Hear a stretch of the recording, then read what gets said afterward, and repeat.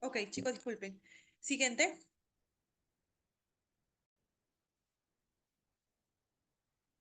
Siguiente.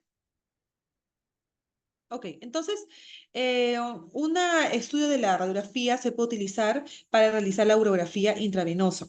La urografía intravenosa o la urografía excretoria, que así se llama, es un examen radiológico que nos va a permitir el estudio del aparato urinario mediante la realización de radiografías muy seriadas, o sea, seriadas tras la administración de un contraste endovenoso. Es un contraste yodado. Ha sido reemplazado ahora por Urotac. Por eso cuando el paciente tiene sospecha de una litiasis, no le pides una orografía excretoria, le pides una Urotac o una Urotem. Es un procedimiento que tiene varios pasos. La primera es una radiografía basal. La segunda es con la inyección del contraste. La tercera es al minuto luego de ingresar el contraste. Y la última es a los 5 minutos y a los 10 minutos después. Siguiente. Esta urografía endovenosa sobre excretoria, lo que respecta a la patología, los hallazgos más habituales que podemos encontrar con este estudio va a ser primero la litiasis, que ahora ya es reemplazada por la uroten. La segunda es la hidroureteronefrosis, es la dilatación de la pelvis renal o de los cálices, o también la ureteronefrosis, es decir, la dilatación de los uréteres. Los tumores de las vías urinarias, las anomalías congénitas, por ejemplo, riñón en herradura, tosis renal, sistema pirocalizal completo o incompleto, divertículos, ureterocele, todo eso podemos encontrar con la urografía excretoria. Y también vamos a encontrar ectasia celular renal, necrosis papilar, distorsión de la anatomía por estructuras adyacentes. Entonces, eso podemos encontrar en la urografía excretoria, pero la cabeza, la litiasis renal. ¿Cuál es la ventaja que tenemos como cualquier radiografía? Que es de alta detención para litiasis y de fácil disponibilidad y costo. Siguiente. Entonces, ven en la imagen de la izquierda, vamos a ver que la urografía excretoria tiene una radiografía basal, inyectas el contraste a los 5 minutos 10 y 15. A los 5 minutos vamos a ver la fase nefrograma, o sea, nefrogénica, es decir, que se van a pintar los riñones, obviamente los cálices mayores, los cálices menores y la pelvis renal. Y la siguiente fase es la fase que ya es urológica o de fase nefrogénica y fase de excreción, donde vas a ver la presencia ya del contraste a nivel de la vejiga. Siguiente. Con esto vamos a poder observar, o este examen, los tumores, por ejemplo, por defecto de represión. Si se dan cuenta, la mano izquierda, en la imagen de la izquierda vas a ver una imagen redondeada. Ahí la presencia de un tumor en la pelvis renal, justo en la salida de la pelvis, en los cálices mayores y pelvis renal. Y en el lado izquierdo vamos a poder ver también tumores en la vejiga. ¿Ok? No sé si pueden observar ahí esa imagen radiopaca, perdón, radiolúcida, ¿no? Circular que se va a encontrar en la vejiga. Siguiente. Vamos a poder ver también malformaciones congénitas. En la primera imagen vamos a poder observar un riñón en herradura. ¿No? Ven la imagen de la izquierda, la presencia de una herradura, como si fuera la imagen de una herradura. Una ectopia renal, el riñón izquierdo va a estar, el riñón derecho va a estar mucho más inferior que el izquierdo. Vamos a encontrar tosis renal también. Ve cómo se está el riñón derecho. Hay una pequeña caída también, al igual que la pelvis renal. Y vamos a encontrar doble sistema pielocalicial en el riñón derecho también. ¿Ok? Siguiente. Entonces, hasta ahí en cuanto a la radiografía, ¿hay alguna pregunta, chicos? Recuerden todas las patologías que vamos a poder encontrar cuando hablemos del uso de la radiografía. ¿Alguien sabe para qué otro uso nosotros nos puede ayudar como nefrólogos el uso de la radiografía? ¿Alguien sabe?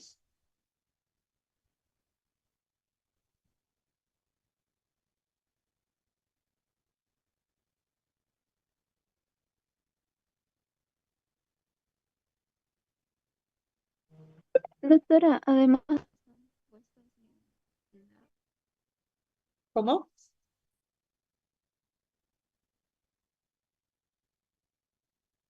me refería, además de las que están puestas en la diapositiva o... Eh, aparte de esas,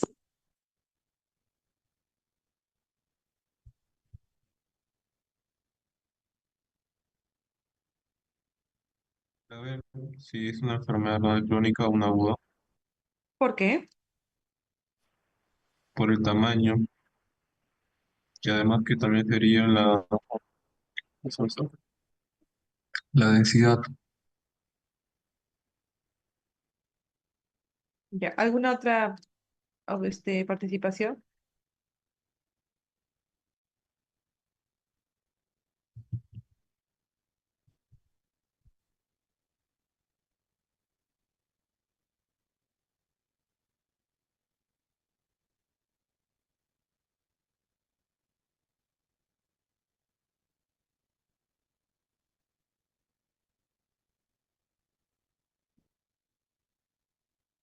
Cuando tienes una injuria renal aguda, sabemos que hay una redistribución de flujo. Normalmente tú vas a encontrar la presencia de una radiopacidad normal en la médula y en la corteza una radiolucencia, ¿no?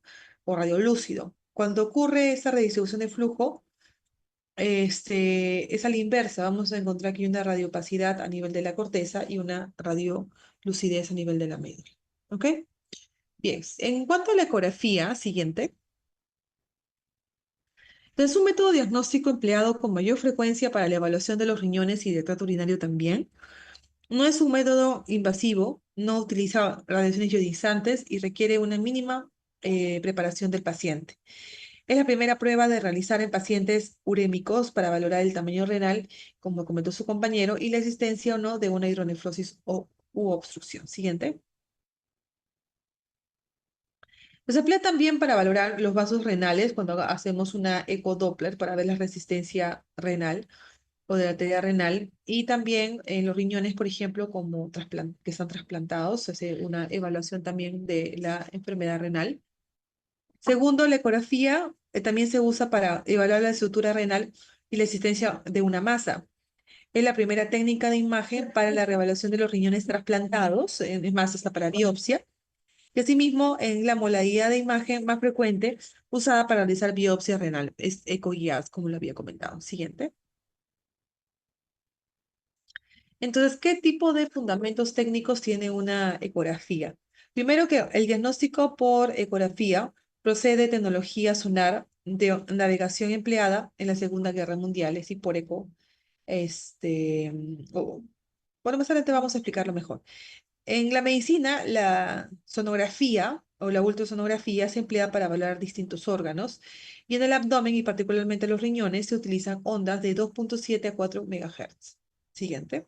Como utilizaban en la Guerra Mundial como una ecolocalización. Entonces, la ecografía se basa en un estudio de ondas reflejadas, que son ecos. Hay pulsos de ultrasonido dirigidos al interior del cuerpo, es decir, por el sonógrafo o un ecógrafo emite unas ondas y esas ondas van a ir dentro del cuerpo, ¿ok? Y cuando ingresan van a atravesar diversos medios o distintas impedancias, es decir, distintas densidades que va desde la piel hasta los vasos sanguíneos. Y en cada cambio de medio, o sea, de impedancia, en cada cambio de tejido y de densidad, se crea una interfase, lo que va a rebotar, y al rebotar genera otras ondas que se van a reflejar en la imagen del ecógrafo. Estos ecos no tienen las mismas características que la onda original, obviamente que la onda que ingresó, ya que al reflejarse, es decir, a llegar a un tipo de órgano, una densidad y al generar una impedancia distinta, o sea, una interfase diferente, ¿ok? Van a cambiar toda esa interfase, se van a reflejar en amplitud, en frecuencia y velocidad, que es lo que nosotros vamos a observar en la ecografía, en el ecógrafo. Esta superficie refractante al chocar o generar la interfase, ¿ok? De dos medios físicos con diferentes impedancias, es decir, densidades, cual determina una densidad, y esa densidad se va a reflejar cuando regresa la onda. Y cuando el sonido atraviesa un medio físico y choca con esta interfase refractante, ¿ok? Emite, o sea, una parte del sonido atravesará y la otra parte se va a reflejar, y eso se va a observar también en el ecógrafo. Siguiente. Entonces, cuando nosotros tenemos un ecógrafo, emitimos una onda, que es una onda sonora, ingresa al organismo y de acuerdo a cada densidad genera una interfase y va a chocar y a rebotar. Y al rebotar nos va a dar información. No es la misma onda que ingresó, la que sale, es diferente. y va a generar diferente amplitud, diferente velocidad, diferente impedancia, y eso se va a reflejar en la ecografía. Siguiente. Entonces, el aire, por ejemplo, y el hueso, al tener impedancias muy distintas, o sea, al tener densidades muy distintas al resto de otros tejidos, van a generar diferentes interfaces refractantes y van a generar diferentes choques, o sea, diferente distancia de golpe, ¿ok? Que impide el paso de los ultrasonidos y dificulta la obtención de las imágenes ecoicas. Por esta razón, es necesario aplicar un gel acuoso entre la sonda y la piel con el objetivo de evitar la interfase provocada por el aire. Y la amplitud de estos ecos de la interfase refractante van a determinar en el monitor ecográfico, o sea, esa amplitud de las interfaces que comenté anteriormente, las diferentes intensidades de escala de grises y eso va a generar una imagen. ¿Ok? Siguiente. ¿Qué artefactos hay que tener en cuenta en la ecografía? Primero, que con relativa frecuencia se forman imágenes ecográficas pueden generar artefactos que forman parte de la imagen correspondiente a la anatomía renal. Su conocimiento es importante ¿para qué? Porque podemos evitar errores de interpretación, aunque también nos pueden ayudar a identificar ciertas estructuras, como por ejemplo huesos, que generan el mayor porcentaje de interfaces. Siguiente. Pues el primer artefacto tenemos la sombra acústica, como pueden observar. Es un haz de sonido, ese haz que parece es como si fuera un eco, ¿no es cierto? Es un haz de un ultrasonido, choca con una superficie altamente refractante, como por ejemplo un cálculo, ¿ok? Y esto hace que reboten todos los ecos de esa superficie. El hueso, el metal y el calcio tienen mucha superficie refractante, es decir, que va a generar un rebote, ¿ok? Entonces, como es hueso, más del 90% genera una onda refractante y eso se va a notar y se va a observar. Es hiperecogénica, pero detrás de la misma se produce una sombra acústica anecoica. Siguiente. El otro artefacto es el refuerzo posterior. Se puede considerar el fenómeno contrario a la sombra acústica, como pueden observar, porque es más hiperecogénico, y es cuando el haz de luz de un sonido atraviesa tejidos con poca intensidad, con poca densidad o es poco refractante, y por tanto permite el paso sin dificultad y se produce un falso aumento de la ecogenicidad por detrás de estas estructuras debido a que el eco se refleja de nuevo en la pared anterior produciendo un nuevo eco. ¿Ok? Es como pasa rápido toda la estructura y va a rebotar contra la superficie o la estructura que se encuentre en la parte posterior y eso va a generar más refractividad, más reflectante. ¿Ok? Un ejemplo típico que podemos observar son las todo lo que ocupa líquido, ¿no? Por ejemplo, los quistes que ocupan líquido en el seno y en el seno de un sólido ecogénico. O sea, un ejemplo claro de este refuerzo posterior son los quistes, o son todo lo que contenga líquido que sea ecogénico. La sombra acústica, como hemos comentado, es todo lo que tiene alta densidad, los huesos, el calcio, el litiácido, etc. Siguiente.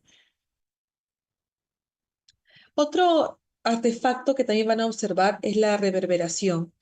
Se produce cuando el haz de los ultrasonidos atraviesa una interfase que separa dos medios de muy diferente impedancia acústica, es decir, muy ecogénica. Cuando algo es muy ecogénico y o sea, cuando hay una unión entre lo que es muy refractante y lo que no es casi nada refractante, ocurre esta reverberación.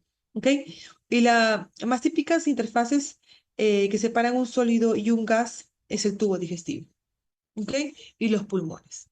Siguiente.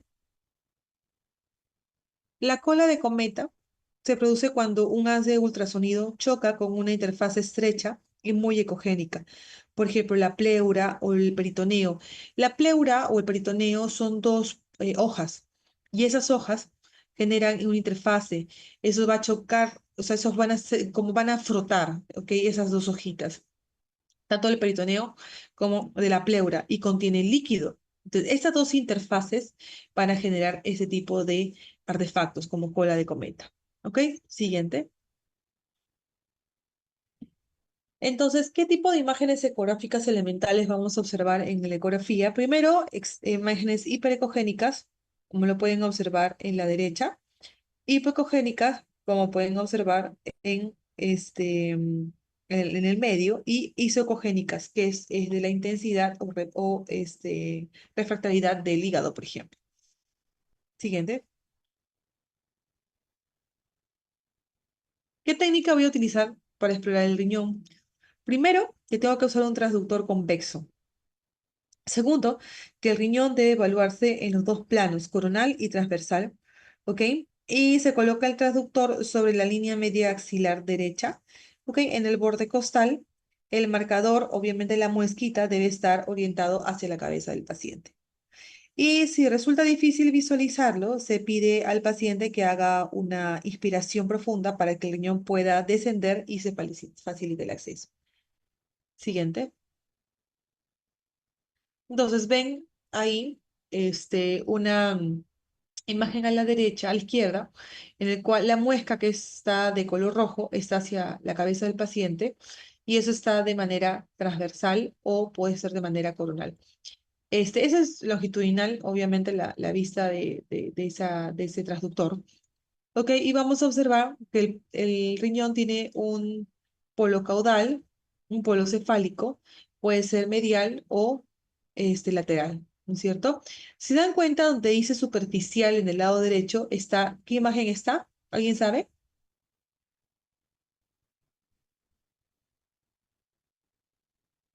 Chicos, sé que es medio tedioso la clase, pero ahí viene la utilidad clínica. Si vamos a la imagen de la derecha, vamos a ver que en la parte superior está el hígado, ¿no es cierto? Hablamos entonces del riñón derecho. Y si es que cualquier imagen se asemeja al, al- a la densidad o al color del hígado, es una imagen isocogénica. Siguiente. ¿Qué técnicas tenemos para explorar el riñón derecho? Una vez identificado, se gira levemente el transductor de manera oblicua, ¿ok? Y el transductor se arrastra de atrás hacia, o sea, de adelante hacia atrás. Ok, para mostrar el parénquima renal, que se muestra hipoecogénico o hipoecoico, si hablamos de la corteza, o hiperecoico si hablamos de la médula. Ok, las pirámides del renales, como lo puedes observar, son pirámides que son hipoecogénicas porque tienen cantidad de glomérulo, y la pelvis aparece como un estado hiperecogénico, si es que hablamos de un riñón normal, y si es que en todo caso hablamos de una injuria renal aguda, esto va a estar redistribuido. Siguiente. Entonces, una vez identificado, se gira discretamente el transductor en posición oblicua del riñón y para obtener una vista se gira transversalmente a 90 grados. Eso es para, mientras giramos a 90 grados, o sea, nosotros cuando evaluamos el riñón tenemos que evaluarlo de manera longitudinal y de manera transversal. Esa es una manera transversal. Es muy complicado de explicarlo, pero cuando tengamos la clase práctica podemos utilizar el ecógrafo. Siguiente. Ok, y en cambio, para cuando nosotros queremos utilizar o queremos explorar el guión izquierdo, tenemos que usar un transductor que se va a colocar igual sobre la línea media axilar posterior izquierda, con el cual, con el marcador en orientación hacia la cabeza del paciente, es decir, la muesca hacia la cabeza del paciente. El riñón izquierdo es colocado o está colocado en una posición más alta y posterior que el riñón derecho. Por lo tanto, para visualizarlo correctamente, se debe mover hacia arriba y en dirección intercostal y hacia atrás desde la línea media axilar. Y la inspiración profunda facilita el descenso de este riñón. Ok, y eso va a favorecer que se pueda desplazar otros artefactos, como por ejemplo los que generen el estómago o el intestino. Siguiente. Ok, nosotros también podemos observar la vejiga urinaria con la ecografía y podemos que para evaluar la exploración de la misma es necesario conseguir cierto grado de represión para definir mejor los límites y el contenido. Se realizará su exploración con una sonda convexa o convexa de baja frecuencia utilizando cortes longitudinales y cortes transversales. Y para estimar el volumen urinario es necesario hacer un corte transversal para estimar el ancho y la longitud de la misma y un corte longitudinal para estimar la altura. Siguiente. Entonces ahí ves la imagen longitudinal transversal y también diagonal. Y esta es la fórmula para hallar el volumen urinario. Siguiente. Entonces, ¿qué estructuras vamos a poder observar en una ecografía? La anatomía renal. Vamos a poder observar la presencia de una corteza, de una médula, de las columnas de Bertin, de las pirámides de Malpighi. Inclusive vamos a poder observar, si hablamos de una ecodoppler, observar la presencia de los vasos. Siguiente.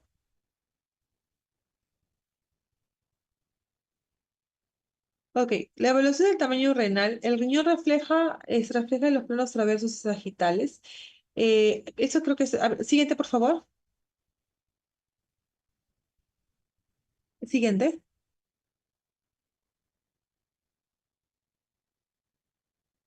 Siguiente. Ok. Anterior a ese, por favor.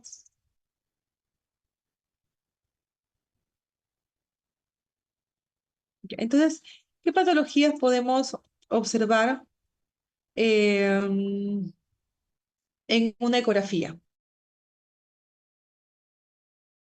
Primero vamos a poder observar la presencia de tumores, tanto de tumor del riñón como de tumores císticos o de la vejiga urinaria. Vamos a poder observar cuando hay daños laterales, bilaterales, por ejemplo, una poliquistosis renal, ¿no? Que es 100% que se va a heredar, una enfermedad también multiquística y un angiomiolipoma. Presencia de lesiones unilaterales, por ejemplo, vamos a encontrar displasias congénitas, necrosis papilar, tuberculosis renal, ¿ok? Vamos a encontrar si son lesiones también, o los riñones miden menos de 9 centímetros, la presencia también de una tuberculosis renal, una necrosis papilar.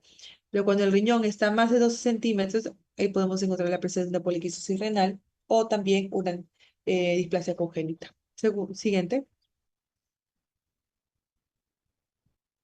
El patrón ecorrenal. La corteza renal es hipoecoica, como hemos comentado, por la presencia de los vasos en comparación con el cerro renal. Y el contorno renal es suave. Y en el manto cortical debe ser uniforme y ligeramente mucho más grueso hacia los polos. Y la pelvis y el uréter son más anecogénicos porque ahí solo hay agua, ¿no es cierto? Siguiente. Siguiente.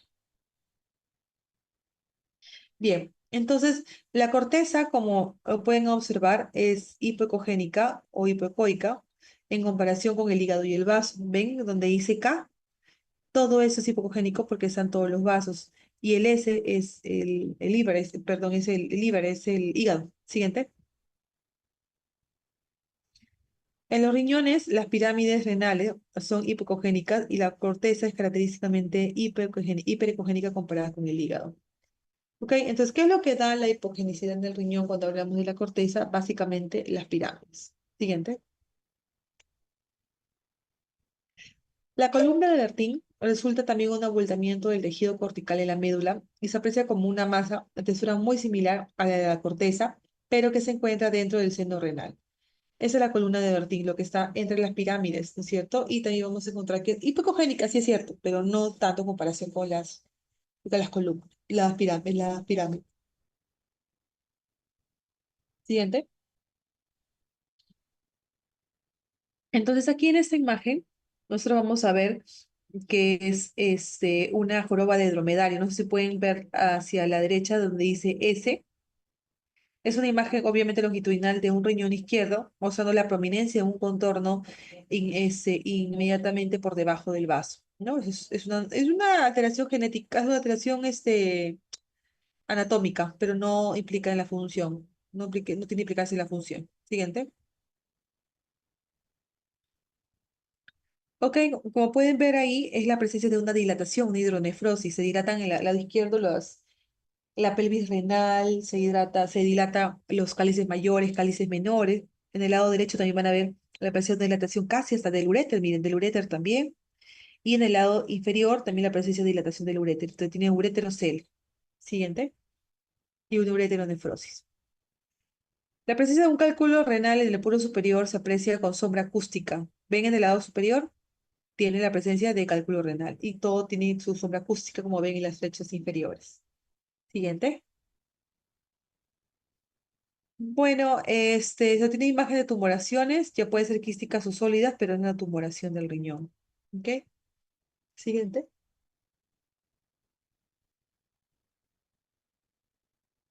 Entonces, los quistes pueden identificarse como lesiones muy frecuentes que se pueden hallar con una ultrasonografía y a veces se pueden complicar siendo quistes hemorrágicos y pueden catalogarse erróneamente como sólidos debido a que la cronicidad está conservada.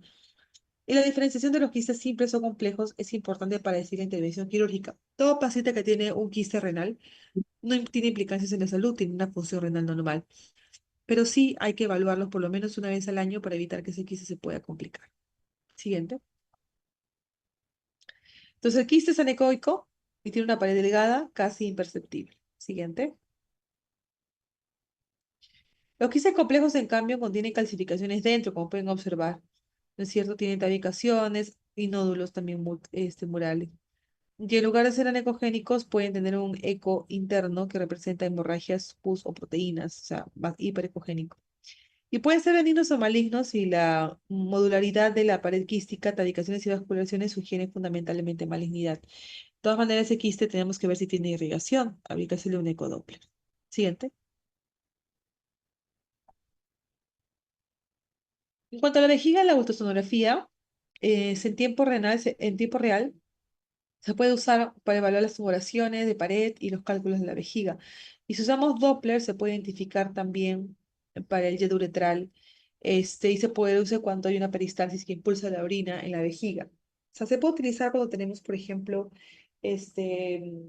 una retención urinaria en mujeres o de pronto eh, la presencia de una incontinencia urinaria, ¿no? Siguiente. Y la vasculatura renal, el ecodoppler renal, la investigación Doppler a color de los riñones proporciona una evaluación detallada de la anatomía vascular renal y las principales arterias renales se pueden identificar en la mayoría de los pacientes. Como observan en el lado derecho, realiza un ecodoppler y vamos a observar el flujo arterial y flujo venoso. Siguiente. Esta es una Doppler de potencia. La amplitud de la señal sin información direccional se emplea para producir un mapa de color de los vasos interrenales de flujo dentro de los riñones.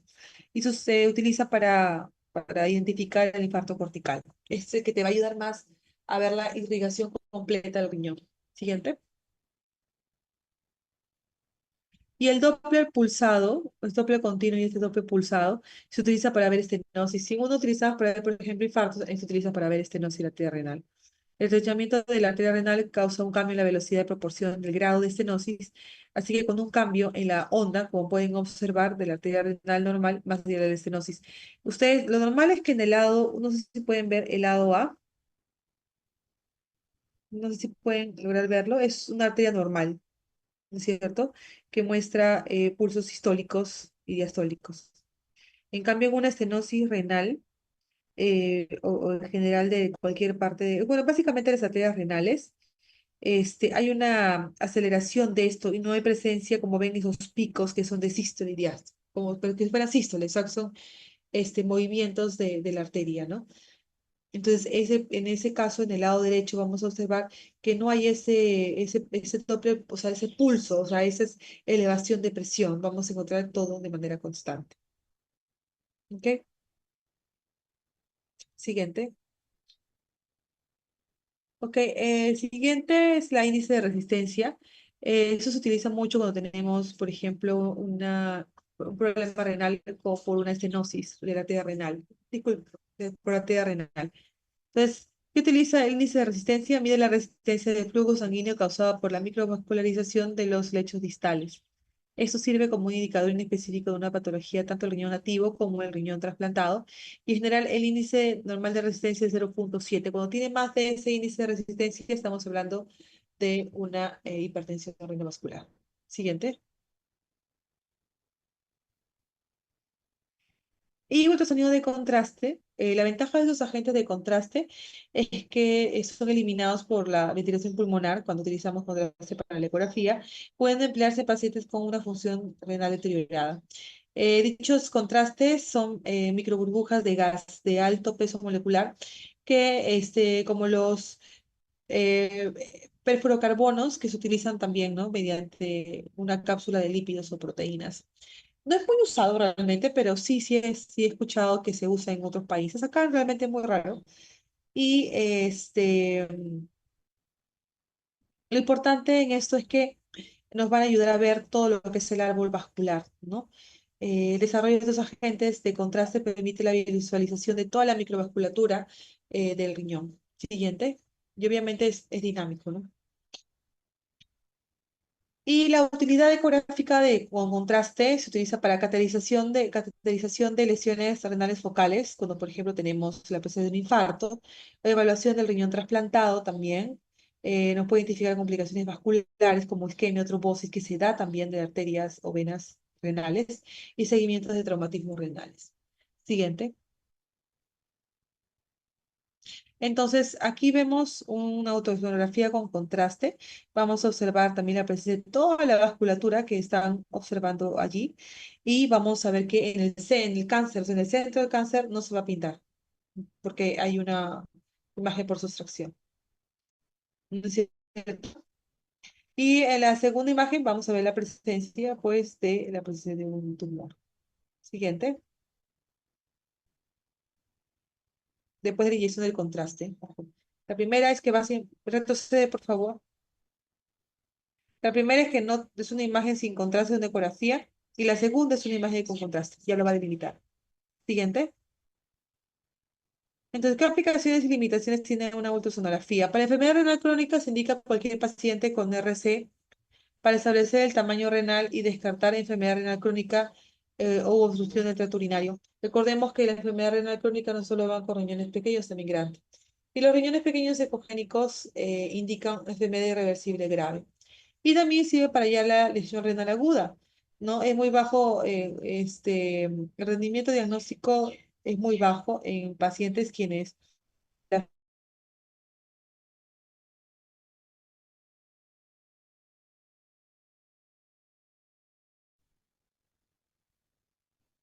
para trasplante renal, lo utilizamos porque está indicado para predecir una caída aguda de la función renal del injerto, un Doppler también para ver las arterias renales o trombosis, se indica también en pacientes trasplantados. Por la presencia, por ejemplo, tiene una insuficiencia renal, tiene edema, hinchazón, dolor, hay que ver qué está pasando con el riñoncito. Biopsia renal y para la vejiga urinaria, técnica de elección para medir el volumen residual. Acceso de hemodiálisis y ultrasonido para la evaluación renovascular. Siguiente. Ok, hasta ahí terminamos, chicos. ¿Alguna pregunta que tengan acerca de una ecografía y radiografía?